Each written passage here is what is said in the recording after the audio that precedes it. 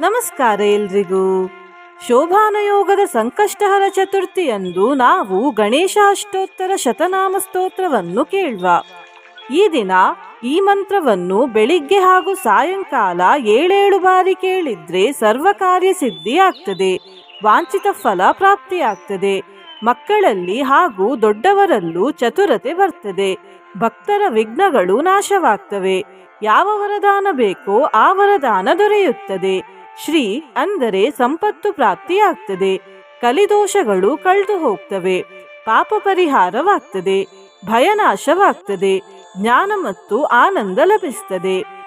ಈ ಮಂತ್ರವನ್ನು ಕೇಳುವ ಮುಂಚೆ ಗಣೇಶ ದೇವರಿಗೆ ಗರಿಕೆ ಹುಲ್ಲು ಅಥವಾ ಹೂವನ್ನು ಅಥವಾ ಬಿಲ್ವಪತ್ರೆಯನ್ನು ಅರ್ಪಿಸಿ ಹಾಗೂ ದೇವರಿಗೆ ಗಂಧ ಹಚ್ಚಿ ಅಕ್ಷತೆಯನ್ನು ಅರ್ಪಿಸಿ.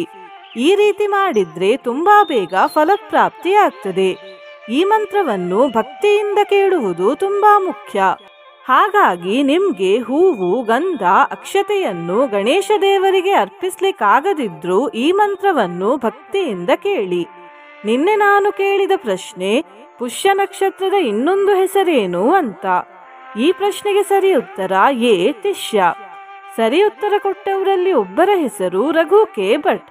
ರಘು ಕೆ ಭಟ್ ಅವರೇ ಈ ಗಣೇಶ ಅಷ್ಟೋತ್ತರ ಶತನಾಮ ಸ್ತೋತ್ರವನ್ನು ಭಕ್ತಿಯಿಂದ ಕೇಳಿ ಅಂತ ಹೇಳ್ತಾ ಇವತ್ತಿನ ಪ್ರಶ್ನೆಯನ್ನು ನೋಡುವ. ಗಣೇಶ ಅಷ್ಟೋತ್ತರ ಶತನಾಮ ಸ್ತೋತ್ರದಲ್ಲಿ ಗಣೇಶ ದೇವರ ಎಷ್ಟು ನಾಮಗಳಿವೆ? A 8, B 100, C 108, D 112. ಈ ಪ್ರಶ್ನೆಗೆ ಸರಿ ಉತ್ತರ ಕೊಟ್ಟವರಲ್ಲಿ ಒಬ್ಬರ ಹೆಸರನ್ನು ನಾಳಿನ ವಿಡಿಯೋದಲ್ಲಿ ಹೇಳ್ತೇನೆ. ಬನ್ನಿ ಈಗ ಈ ಗಣೇಶ ಅಷ್ಟೋತ್ತರ ಶತನಾಮ ಸ್ತೋತ್ರವನ್ನು ಭಕ್ತಿಯಿಂದ 7 ಬಾರಿ ಕೇಳುವ. ಅದಕ್ಕಿಂತ ಮುಂಚೆ ಜೈ ಗಣೇಶ ಅಂತ ಕಮೆಂಟ್ ಮಾಡಿ, ಚಾನಲ್ಗೆ ಹೊಸಬ್ರಾಗಿದ್ರೆ ಚಾನಲ್ ಅನ್ನು ಸಬ್ಸ್ಕ್ರೈಬ್ ಮಾಡಿ, ಹತ್ರ ಇರುವ ಬೆಲ್ ಬಟನ್ ಪ್ರೆಸ್ ಮಾಡಿ, ಆಲ್ ಅನ್ನೋ ಆಪ್ಷನ್ ಅನ್ನು ಸೆಲೆಕ್ಟ್ ಮಾಡಿ. ಗಣೇಶ ಅಷ್ಟೋತ್ತರ ಶತನಾಮ ಸ್ತೋತ್ರಂ. ಓಂ ಗಣೇಶಾಯ ನಮಃ. ವಿನಾಯಕೋ ವಿಘ್ನರಾಜೋ ಗೌರೀಪುತ್ರೋ ಗಣೇಶ್ವರಃ. ಸ್ಕಂದಾಗ್ರಜೋ ವ್ಯಯಃ ಪೂತೋ ದಕ್ಷೋಧ್ಯಕ್ಷೋ ದ್ವಿಜಪ್ರಿಯಃ. ಅಗ್ನಿಗರ್ಭಚ್ಚಿದಿಂದ್ರಶ್ರೀ ಪ್ರದೋ ವಾಣಿ ಪ್ರದೋ ವ್ಯಯಃ. ಸರ್ವಸಿದ್ಧಿಪ್ರದಶರ್ವಾ ತನಯಃ ಶರ್ವರಿ ಪ್ರಿಯಃ. ಸರ್ವಾತ್ಮಕಃ ಸೃಷ್ಟಿಕರ್ತಾ ದೇವೋ ನೇಕಾರ್ಚಿತಃ ಶಿವಃ. ಶುದ್ಧೋ ಬುದ್ಧಿಪ್ರಿಯಃ ಶಾಂತೋ ಬ್ರಹ್ಮಚಾರಿ ಗಜಾನನಃ. ದ್ವೈಮಾತ್ರೇಯೋ ಮುನಿಸ್ತುಲ್ಯೋ ಭಕ್ತವಿಘ್ನವಿನಾಶನಃ. ಏಕದಂತಶ್ಚತುರ್ಬಾಹು ಚತುರಃ ಶಕ್ತಿಸಂಯುತಃ. ಲಂಬೋದರಃ ಶೂಪಕರ್ಣೋ ಹರಿಃ ಬ್ರಹ್ಮವಿದುತ್ತಮಃ. ಕಾಲೋ ಗ್ರಹಪತಿಃ ಕಾಮೀ ಸೋಮಸೂರ್ಯಾಗ್ನಿಲೋಚನಃ. ಪಾಶಾಂಕುಶಧರಶ್ಚಂಡೋ ಗುಣಾತೀತೋ ನಿರಂಜನಃ. ಅಕಲ್ಮಷಃ ಸ್ವಯಂ ಸಿದ್ಧಃ ಸಿದ್ಧಾರ್ಚಿತಪದಾಂಬುಜಃ. ಬೀಜಪೂರಫಲಾಸಕ್ತೋ ವರದಃ ಶಾಶ್ವತಃ ಕೃತಿಃ. ದ್ವಿಜಪ್ರಿಯೋ ವೀತಭಯೋ ಗದಿ ಚಕ್ರೀ ಚ ಚಾಪಧೃತ್. ಶ್ರೀದೋಜ ಉತ್ಪಲಕರಃ ಶ್ರೀಪತಿಃ ಸ್ತುತಿಹರ್ಷಿತಃ. ಕುಲಾದ್ರಿಭೇತ್ತಾ ಜಟಿಲಃ ಕಲಿಕಲ್ಮಷನಾಶನಃ. ಚಂದ್ರಚೂಡಾಮಣಿಃ ಕಾಂತಃ ಪಾಪಹಾರಿ ಸಮಾಹಿತಃ. ಆಶ್ರಿತಶ್ರೀಕರಃ ಸೌಮ್ಯೋ ಭಕ್ತವಾಂಛಿತದಾಯಕಃ. ಶಾಂತಃ ಕೈವಲ್ಯಸುಖದಃ ಸಚ್ಚಿದಾನಂದವಿಗ್ರಹಃ. ಜ್ಞಾನಿ ದಯಾಯುತೋ ದಾಂತೋ ಬ್ರಹ್ಮದ್ವೇಷವಿವರ್ಜಿತಃ. ಪ್ರಮತ್ತದೈತ್ಯಭಯದಃ ಶ್ರೀಕಂಠೋ ವಿಬುಧೇಶ್ವರಃ. ರಮಾರ್ಚಿತೋ ವಿಧಿರ್ನಾಗ ರಾಜಯಜ್ಞೋಪವೀತವಾನ್. ಸ್ಥೂಲಕಂಠಃ ಸ್ವಯಂ ಕರ್ತಾ ಸಾಮಘೋಷಪ್ರಿಯಃ ಪರಃ. ಸ್ಥೂಲತುಂಡೋ ಗೃಣಿರ್ಧೀರೋ ವಾಗೀಶಸಿದ್ಧಿದಾಯಕಃ. ದೂರ್ವಾ ಬಿಲ್ವಪ್ರಿಯೋ ವ್ಯಕ್ತಾ ಮೂರ್ತಿರದ್ಭುತಮೂರ್ತಿಮಾನ್. ಶೈಲೇಂದ್ರತನುಜೋತ್ಸಂಗಾ ಖೇಲನೋತ್ಸುಕಮಾನಸಃ. स्वलावण्यसुधासारोजितमन्मथविग्रहः समस्तजगदाधारो मायी मूषकवाहनः हृष्टस्तुष्टः प्रसन्नात्मा सर्वसिद्धिप्रदायकः अष्टोत्तरशतेनैवं नाम्नां विघ्नेश्वरं विभुं तुष्टावशङ्करः पुत्रं त्रिपुरं हन्तुमुद्यतः यः पूजयेदनेनैव भक्त्या सिद्धिविनायकं दूर्वादलैर्बिल्वपत्रैः पुष्पैर्वा चन्दनाक्षतैः सर्वान् कामानवाप्नोति सर्वविघ्नैः प्रमुच्यते इति श्रीगणेशाष्टोत्तरशतनामस्तोत्रं सम्पूर्णम्। गणेश अष्टोत्तरशतनामस्तोत्रम्। ॐ गणेशाय नमः।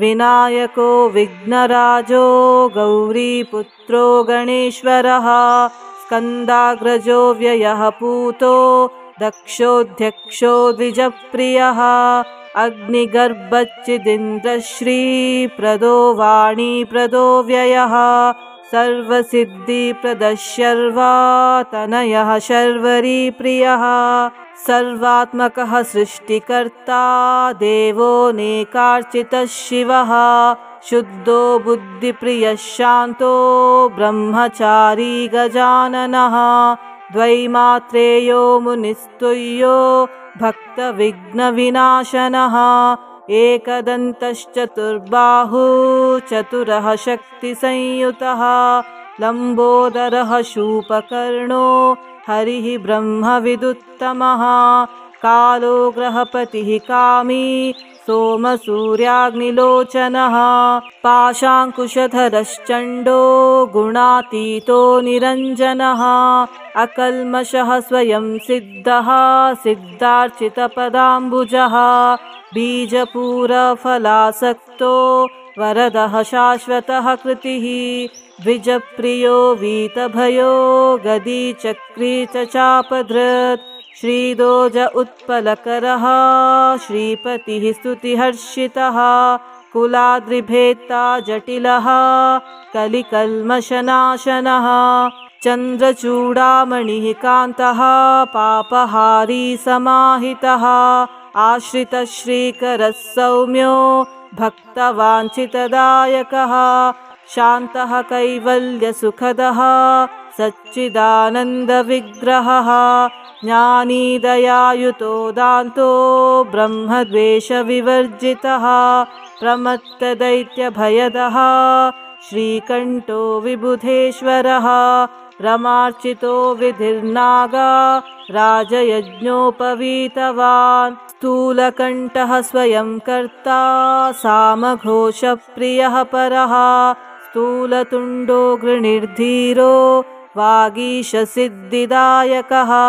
दूर्वा बिल्वप्रियो व्यक्ता मूर्तिरद्भुतमूर्तिमान् शैलेन्द्रतनुजोत्सङ्गा खेलनोत्सुकमानसः स्वलावण्यसुधासारोजितमन्मथविग्रहः समस्तजगदाधारो मायी मूषकवाहनः हृष्टस्तुष्टः प्रसन्नात्मा सर्वसिद्धिप्रदायकः अष्टोत्तरशतेनैवं नाम्नां विघ्नेश्वरं विभुं तुष्टावशङ्करः पुत्रं त्रिपुरं हन्तुमुद्यतः यः पूजयेदनेनैव भक्त्या सिद्धिविनायकं दूर्वादलैर्बिल्वपत्रैः पुष्पैर्वा चन्दनाक्षतैः सर्वान् कामानवाप्नोति सर्वविघ्नैः प्रमुच्यते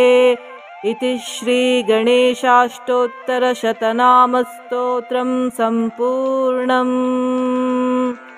गणेश अष्टोत्तरशतनामस्तोत्रम्। ॐ गणेशाय नमः।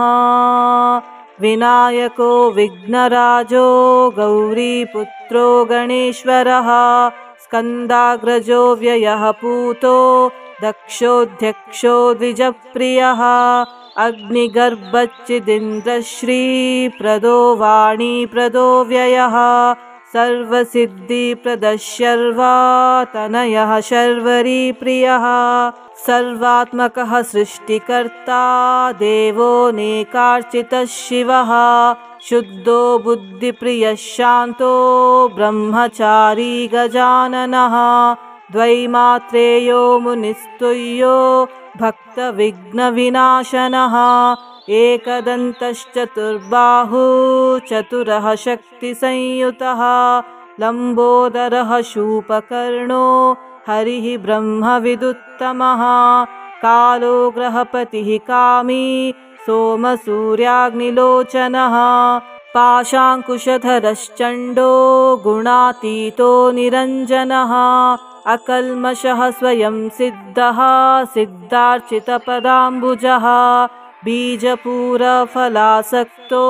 वरदः शाश्वतः कृतिः द्विजप्रियो वीतभयो गदी चक्री च चापधृत् श्रीदोज उत्पलकरः श्रीपतिः स्तुतिहर्षितः कुलाद्रिभेत्ता जटिलः कलिकल्मषनाशनः चन्द्रचूडामणिः कान्तः पापहारी समाहितः आश्रितः श्रीकरः सौम्यो भक्तवाञ्छितदायकः शान्तः कैवल्यसुखदः सच्चिदानन्दविग्रहः ज्ञानी दयायुतो दान्तो ब्रह्मद्वेषविवर्जितः प्रमत्तदैत्यभयदः श्रीकण्ठो विबुधेश्वरः रमार्चितो विधिर्नागा राजयज्ञोपवीतवान् स्थूलकण्ठः स्वयं कर्ता सामघोषप्रियः परः स्थूलतुण्डो गृणीर्धीरो वागीशसिद्धिदायकः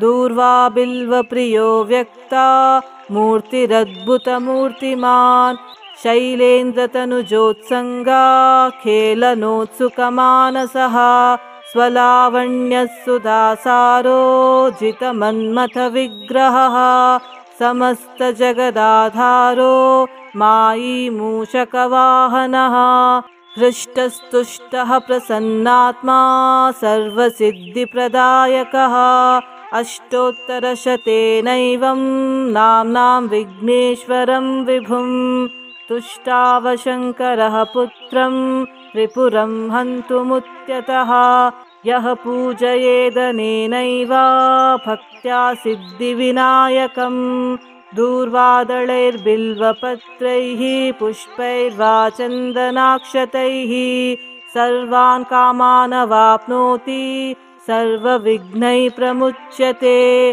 इति श्रीगणेशाष्टोत्तरशतनामस्तोत्रं सम्पूर्णम्। गणेश अष्टोत्तरशतनामस्तोत्रम्। ॐ गणेशाय नमः। विनायको विघ्नराजो गौरीपुत्रो गणेश्वरः स्कन्दाग्रजो व्ययः पूतो दक्षोऽध्यक्षो द्विजप्रियः अग्निगर्भच्चिदिन्द्रश्रीप्रदो वाणीप्रदो व्ययः सर्वसिद्धिप्रदः शर्वातनयः शर्वरीप्रियः सर्वात्मकः सृष्टिकर्ता देवोऽनेकार्चितः शिवः शुद्धो बुद्धिप्रियः शान्तो ब्रह्मचारी गजाननः द्वैमात्रेयो मुनिस्तुल्यो भक्तविघ्नविनाशनः एकदन्तश्चतुर्बाहु चतुरः शक्तिसंयुतः लम्बोदरः शूपकर्णो हरिः ब्रह्मविदुत्तमः कालो ग्रहपतिः कामी सोमसूर्याग्निलोचनः पाशाङ्कुशधरश्चण्डो गुणातीतो निरञ्जनः अकल्मषः स्वयं सिद्धः सिद्धार्चितपदाम्बुजः बीजपूरफलासक्तो वरदः शाश्वतः कृतिः द्विजप्रियो वीतभयो गदी चक्री च चापधृत् श्रीदोज उत्पलकरः श्रीपतिः स्तुतिहर्षितः कुलाद्रिभेत्ता जटिलः कलिकल्मषनाशनः चन्द्रचूडामणिः कान्तः पापहारी समाहितः आश्रितश्रीकरः सौम्यो भक्तवाञ्छितदायकः शान्तः कैवल्यसुखदः सच्चिदानन्दविग्रहः ज्ञानी दयायुतो दान्तो ब्रह्मद्वेषविवर्जितः प्रमत्तदैत्यभयदः श्रीकण्ठो विबुधेश्वरः रमार्चितो विधिर्नागा राजयज्ञोपवीतवान् स्थूलकण्ठः स्वयं कर्ता सामघोषप्रियः परः स्थूलतुण्डो गृणीर्धीरो वागीशसिद्धिदायकः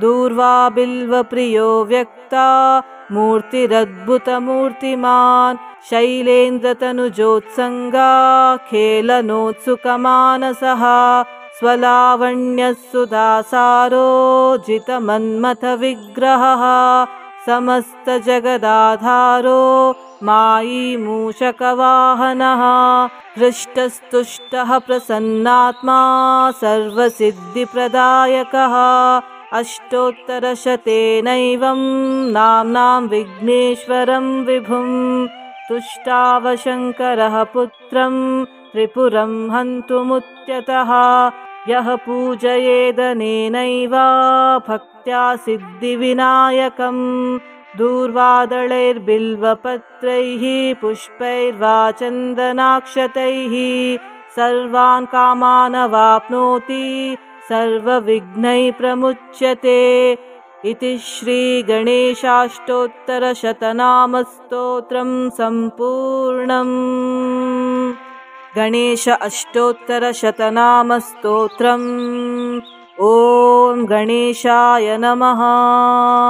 विनायको विघ्नराजो गौरीपुत्रो गणेश्वरः स्कन्दाग्रजो व्ययः पूतो दक्षोऽध्यक्षो द्विजप्रियः अग्निगर्भच्चिदिन्द्रश्रीप्रदो वाणीप्रदो व्ययः सर्वसिद्धिप्रदः शर्वा तनयः शर्वरीप्रियः सर्वात्मकः सृष्टिकर्ता देवोऽनेकार्चितः शिवः शुद्धो बुद्धिप्रियः शान्तो ब्रह्मचारी गजाननः द्वैमात्रेयो मुनिस्तुल्यो भक्तविघ्नविनाशनः एकदन्तश्चतुर्बाहु चतुरः शक्तिसंयुतः लम्बोदरः शूपकर्णो हरिः ब्रह्मविदुत्तमः कालो ग्रहपतिः कामी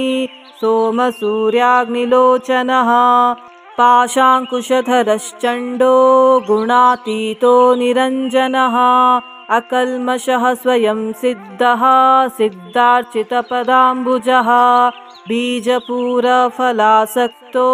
वरदः शाश्वतः कृतिः द्विजप्रियो वीतभयो गदीचक्री च चापधृत् श्रीदोज उत्पलकरः श्रीपतिः स्तुतिहर्षितः कुलाद्रिभेत्ता जटिलः कलिकल्मषनाशनः चन्द्रचूडामणिः कान्तः पापहारी समाहितः आश्रितश्रीकरः सौम्यो भक्तवाञ्छितदायकः शान्तः कैवल्यसुखदः सच्चिदानन्दविग्रहः ज्ञानी दयायुतो दान्तो ब्रह्मद्वेषविवर्जितः प्रमत्तदैत्यभयदः श्रीकण्ठो विबुधेश्वरः रमार्चितो विधिर्नागा राजयज्ञोपवीतवान् स्थूलकण्ठः स्वयं कर्ता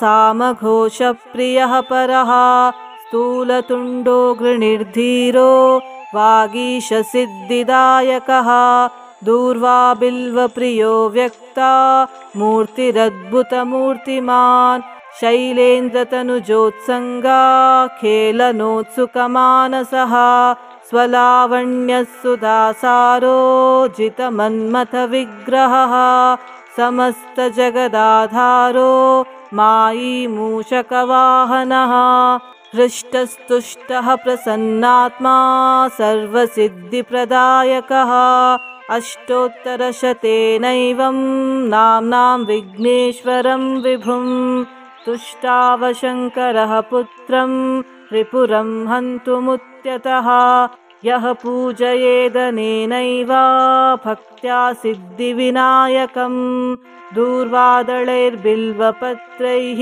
पुष्पैर्वा चन्दनाक्षतैः सर्वान् कामानवाप्नोति सर्वविघ्नैः प्रमुच्यते इति श्रीगणेशाष्टोत्तरशतनामस्तोत्रं सम्पूर्णम्। गणेश अष्टोत्तरशतनामस्तोत्रम्। ॐ गणेशाय नमः। विनायको विघ्नराजो गौरीपुत्रो गणेश्वरः स्कन्दाग्रजो व्ययः पूतो दक्षोऽध्यक्षो द्विजप्रियः अग्निगर्भच्चिदिन्द्रश्रीप्रदो वाणीप्रदो व्ययः सर्वसिद्धिप्रदः शर्वा तनयः शर्वरीप्रियः सर्वात्मकः सृष्टिकर्ता देवोऽनेकार्चितः शिवः शुद्धो बुद्धिप्रियः शान्तो ब्रह्मचारी गजाननः द्वैमात्रेयो मुनिस्तुल्यो भक्तविघ्नविनाशनः एकदन्तश्चतुर्बाहु चतुरः शक्तिसंयुतः लम्बोदरः शूपकर्णो हरिः ब्रह्मविदुत्तमः कालो ग्रहपतिः कामी सोमसूर्याग्निलोचनः पाशाङ्कुशधरश्चण्डो गुणातीतो निरञ्जनः अकल्मषः स्वयं सिद्धः सिद्धार्चितपदाम्बुजः बीजपूरफलासक्तो वरदः शाश्वतः कृतिः द्विजप्रियो वीतभयो गदी चक्री च चापधृत् श्रीदोज उत्पलकरः श्रीपतिः स्तुतिहर्षितः कुलाद्रिभेत्ता जटिलः कलिकल्मषनाशनः चन्द्रचूडामणिः कान्तः पापहारी समाहितः आश्रितः श्रीकरः सौम्यो भक्तवाञ्छितदायकः शान्तः कैवल्यसुखदः सच्चिदानन्दविग्रहः ज्ञानी दयायुतो दान्तो ब्रह्मद्वेषविवर्जितः प्रमत्तदैत्यभयदः श्रीकण्ठो विबुधेश्वरः रमार्चितो विधिर्नागा राजयज्ञोपवीतवान् स्थूलकण्ठः स्वयं कर्ता सामघोषप्रियः परः स्थूलतुण्डो गृणीर्धीरो वागीशसिद्धिदायकः दूर्वाबिल्वप्रियो व्यक्ता मूर्तिरद्भुतमूर्तिमान् शैलेन्द्रतनुजोत्सङ्गा खेलनोत्सुकमानसः स्वलावण्यसुधासारो